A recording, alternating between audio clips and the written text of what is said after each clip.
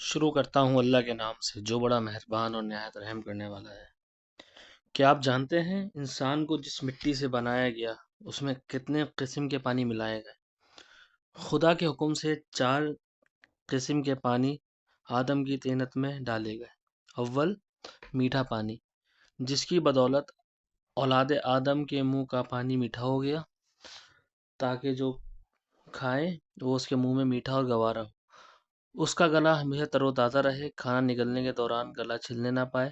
اس کے علاوہ منہ کا پانی کھانے کے ہضم ہونے اور معدے میں حل ہونے میں بہت مؤثر ہے۔ دوم، نمکین پانی، جس کی بنا پر آنکھوں کا پانی نمکین ہوا، کیونکہ آنکھوں سے زیادہ تر حصے میں چربی ہے اور چربی پانی میں فاسد نہیں ہوتی۔ سوم، کڑوا پانی، جس کی وجہ سے کان میں موجود مادہ کڑوا ہوتا ہے، تاکہ سوتے وقت کوئی حیوان انسان کے کان کے اندر نہ چلا جائے۔